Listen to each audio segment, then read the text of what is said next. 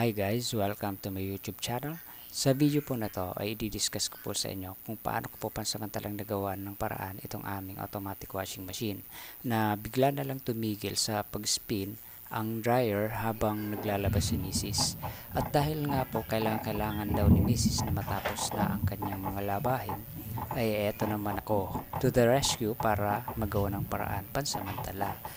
Pagbukas ko nga nitong washing machine's cover ay agad kong inuna na i-check ang pulley belt at yun tama nga ang hinala ko na lumuwag na ang kapit ng pulley belt kaya hindi na magawang paikutin ang dryer.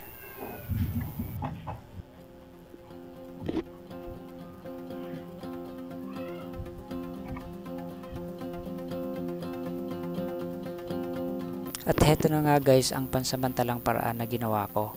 Niluwagan ko muna ang mga bolt ng dryer motor at saka ko in-adjust pansamantala ang posisyon ng motor hanggang sa humigpit ang kapit ng pulley motor belt at saka ko po hinigpitan ng maayos ang mga bolt ng dryer motor.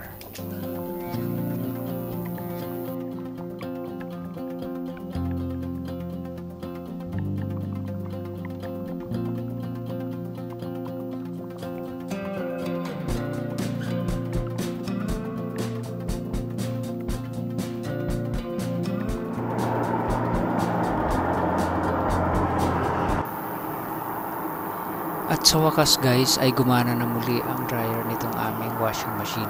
Kaya naman labis na natuwa ang aking misis at nawala ang init ng ulo. Dahil sa wakas ay matatapos niya na daw ang kanyang mga labahin.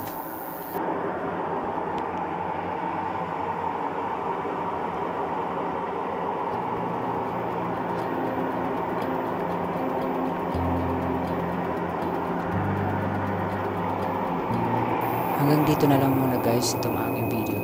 Thank you so much po for watching. Please like and subscribe.